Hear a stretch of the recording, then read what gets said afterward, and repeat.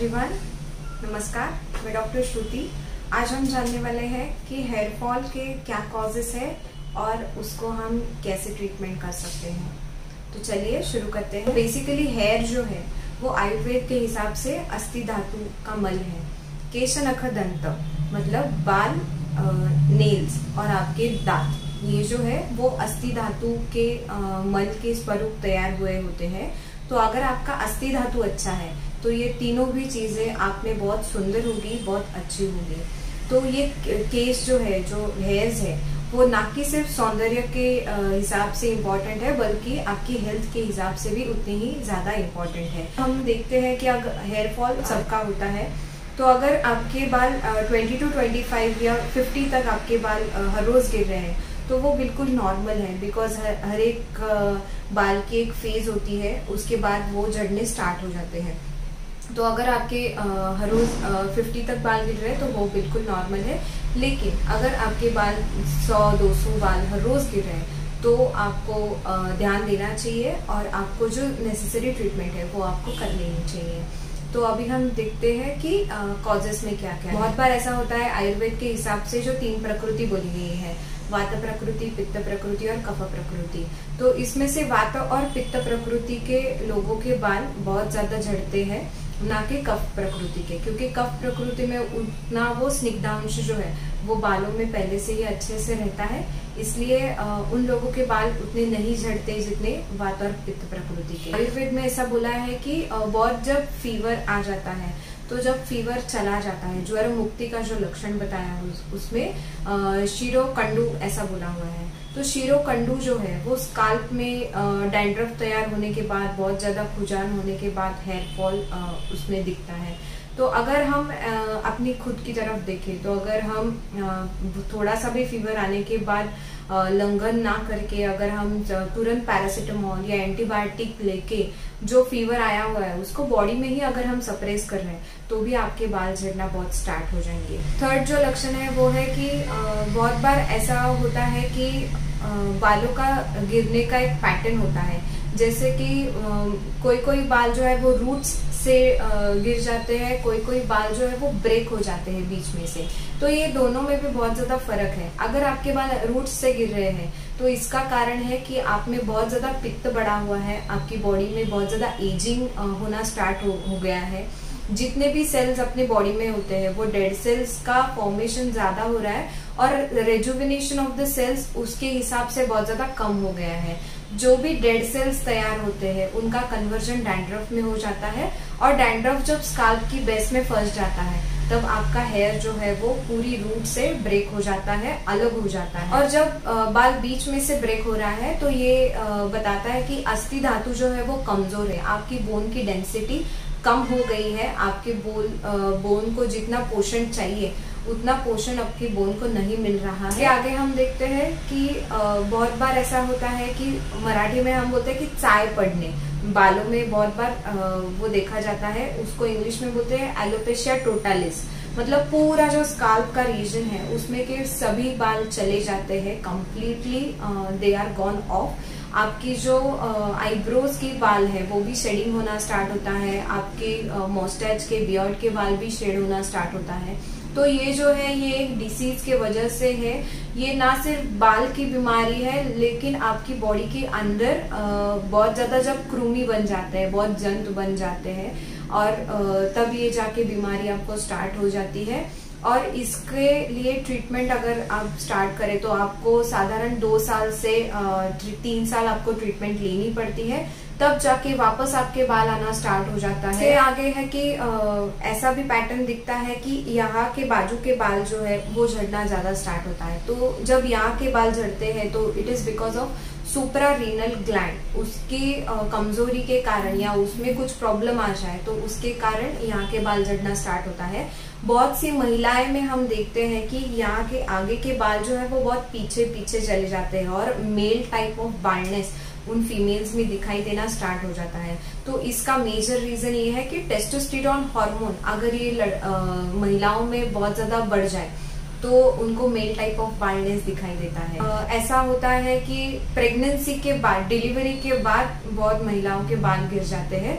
तो ऐसा होता है कि बच्चा जो है पेट में वो उसका पोषण माँ की तरफ से होता है, लेकिन अगर माँ का पोषण पूरा नहीं है, अगर माँ की पोषण में बहुत कमी है, तो पूरा बच्चे को जितना पोषण चाहिए उतना तो वो माँ से लेगा ही, लेकिन माँ की डेफिशिएंसी के कारण उसके बाल झड़ना स्टार्ट हो जाएगा। इसीलिए आपको खुद को हेल्दी रखना, आपकी खुद के पोषण की तरफ आपका खुद का ध्यान होना, ये आपके लिए बहुत ज्यादा इम्पोर्टेंट है।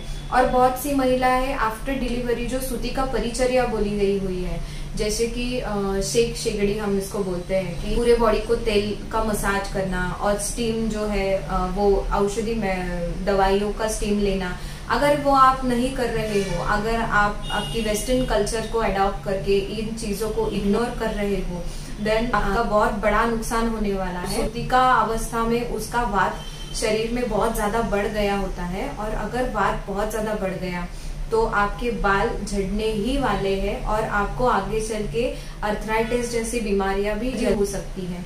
इसलिए अगर आप सीजेरियन आपका हुआ है तो 21 दिन के बाद तो आपको ये शेक शेगड़ी जो है वो आपको करना बहुत ज्यादा जरूरी है। इसके बाद हम देखते हैं कि बहुत बार हम गलत आहार लेते हैं, जैसे कि अगर हम होटल में जाए तो सबसे पहले टेबल पे आ जाता है कि वो है मसाला पापड़। मतलब हम हमेशा ही ऐसा डाइट रखते हैं जिसमें बहुत ज्यादा नमकीन है, बहुत ज्यादा खट्टा मीठा खाना हम खाते हैं। तो ये सब अगर हम खा रहे हैं तो नेचुरली पित्त जो है बढ़ने वाला है, नेचुरली डाइजेशन खराब होने वाला है।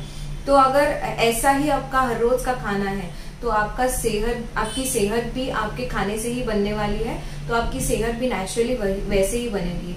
अगर आप हर रोज फ्रूट्स खा रहे हो, अच्छा खाना खा रहे हो, आपकी सेहत अच्छी ही बनेगी। अगर आप हर रोज वड़ा पाव खा रहे हो तो आपकी सेहत जो बनने वाली है वो उस वड़ा पाव से बनने वाली है। तो आपको सोचना है कि आपको क्या खाने में क्या रखना है। बहुत बार विरुद्ध आहार लोग करते हैं। तो विरुद्ध आहार का मतलब है कि जैसे नॉनवेज तो खाते हैं, उसके साथ दूध खाना। अभी हम देखेंगे कि इसकी ट्रीटमेंट क्या क्या करनी है। तो जैसे मैंने बोला कि पित्त के कारण बहुत ज्यादा डैंड्रफ, डेड सेल्स बन जाना, फिर डैंड्रफ बन जाना, तो डैंड्रफ के कारण हेयर फॉल होता है। तो अब डैंड्रफ जो है वो 2 प्रकार का होता है, एक वेट डैंड्रफ होता है और एक ड्राई डैंड्रफ होता है। तो वेट डैंड्रफ में हमें ट्रीटमेंट जो है वो दंत के हिसाब से, कृमि के हिसाब से करनी चाहिए। तो उसके लिए आपको विड़ंगारिष्ट पेट से लेना पड़ेगा, और त्रिफला का काढ़ा जो रहता है उससे आपको आपके बाल धोने हैं। तो इसके कारण आपका जो वेट डैंड्रफ है वो बिल्कुल चला जाएगा, और आपकी स्काल्प की जो नरिशमेंट है वो बिल्कुल अच्छी हो जाएगी। दूसरा है ड्राई डैंड्रफ। तो ड्राई डैंड्रफ में हमें दही जो रहता है उसके साथ एक बाउल दही हमने लिया और उसमें 2 चम्मच अगर आंवला पाउडर मिक्स किया, तो उसको जो कॉम्बिनेशन है वो आपको बालों का एज एन मास्क लगाना है, और उसको बाल धोने से पहले आधा घंटा आप लगा के रखिए, फिर बाल धोने हैं। ये सब चीजों के बाद आपको शैम्पू बिल्कुल नहीं करना है, क्योंकि जो नेचुरल ऑयल बालों की पोषण के लिए जो नेसेसरी रहता है, जो स्काल्प में होना चाहिए, वो पूरा ऑयल आपका जो भी शैम्पू है वो आपका खींच लेता है, और आपका के बाल बिल्कुल ड्राई होके वापस हेयर फॉल होना स्टार्ट हो जाता है। आयुर्वेद में ऐसा बोला गया है कि लोक पुरुष साम्य सिद्धांत है, जैसे कि ब्रह्मांड में जो भी है वो ही हमारे शरीर में है। इसीलिए हमारी शरीर जो भी चीज की जरूरत है वो हमें ब्रह्मांड में देखनी चाहिए कि हम उसमें सिनोनिमस कौन सी है और उसका इस्तेमाल हमें करना है। तो बालों के हिसाब से अगर हम देखें तो मराठी में हम इसको बोलते हैं वडाचा पारंब्या। तो वट जटा जो है इसका हमें इस्तेमाल करना है, और इसके साथ हमें जटा मानसी लेनी है। इसका भी स्ट्रक्चर अगर आप देखें तो बिल्कुल बालों की तरह है। तो ये कॉम्बिनेशन को आपको तेल में सिद्ध करना है। आप बेस में तेल भी ले सकते हो या कोकोनट ऑयल भी ले सकते हो। तो इसको आपको 3 बार सिद्ध करना है, और इसका जो तेल बनेगा उससे आपको स्काल्प का मसाज करना है। आप जब जो भी ऑयल यूज कर रहे हो उसके अलावा आपको ये ऑयल यूज करना है। दूसरा भी तेल है जैसे कि जासवंद है, तो इसके रेड फ्लावर्स भी रहते हैं, व्हाइट फ्लावर्स भी रहते हैं। आपको जो अवेलेबल है आप वो ले सकते हो। इसके साथ आपको कोरफड जो है, एलोवेरा का जूस रस जो है वो निकाल के लेना है, और इसमें आपको मेथी के दाने डालने हैं। और ये जो कॉम्बिनेशन है इसको भी आपको कोकोनट ऑयल में सिद्ध करके लेना है। और इसका इस्तेमाल आप अगर आपकी बालों में जुए है या फिर बहुत ज्यादा स्केली है तो आप इसका इस्तेमाल उसमें कर सकते हैं। माका जो रहता है, माका के पत्ते रहते हैं, ये भी नेचुरल रिसोर्स है। तो अगर आपके नजदीक में ये प्लांट है तो आपको उसको निचोड़ के उसका जो स्वरस है उसको आपको 4 चम्मच सुबह 4 चम्मच शाम को ऐसे पेट में लेना है।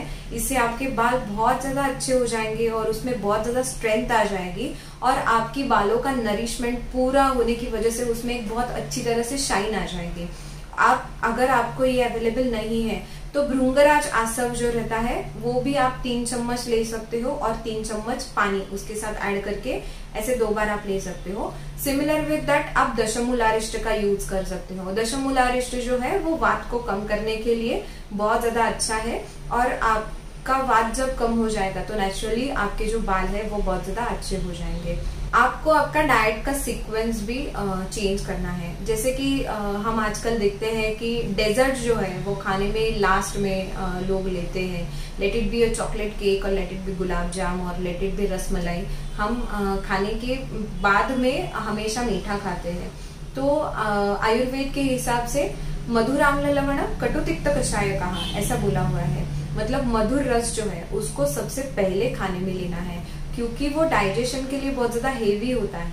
तो अगर हम उसको पहले से खाएं तो वो डाइजेस्ट होने में बहुत अच्छा रहेगा। इसके बाद आपको जो विरुद्ध आहार मैंने पहले बोला हुआ है वो कम्प्लीटली आपको अवॉइड करना है। आपको खाने में बहुत ज्यादा फ्रूट्स रखने हैं जिसके कारण आपका जो एजिंग प्रोसेस है बॉडी का वो जल्दी से जल्द कम हो जाए। फ्रूट्स के साथ आपको ड्राई फ्रूट्स भी रखने हैं। In correlation to hairs I will suggest कि आपको बादाम खाने चाहिए, अखरोट खाने चाहिए, आपको डिंक, हड़ीव जो है ये सब खाने चाहिए। इन सब का मिला के आप लड्डू भी बना सकते हो, वो भी खा सकते हो। अड़ीव की खीर जो है वो हमारे यहाँ बहुत ज्यादा बनाई जाती है और उसका वो खाई जाती है। जो भी पदार्थ बोन के लिए अच्छा होता है उनसे बाल भी बहुत ज्यादा अच्छे बनते हैं। अगर आपको पीसीओडी है, थायराइड है तो इस हिसाब से भी आपको देखना है कि आपको और कोई बीमारी की वजह से आपका हेयर फॉल है क्या, तो वो बीमारी को पहले आपको ठीक करने के लिए अपने कोशिश करनी चाहिए। अगर आपको बहुत ज्यादा स्प्लिट एंड्स है तो स्प्लिट एंड्स के लिए आपको शतावरी कल्प लेना है। जैसे 2 चम्मच शतावरी कल्प और 1 कप दूध, ऐसा अगर आपने दिन में 2 बार लिया तो आपके जो स्प्लिट एंड्स है वो कम होने में बहुत ज्यादा मदद होगी। इसके साथ आप आयुर्वेदिक नजदीक के आयुर्वेदिक डॉक्टर्स से जाके आयुर्वेदिक मेडिसिन भी स्टार्ट कर सकते हो।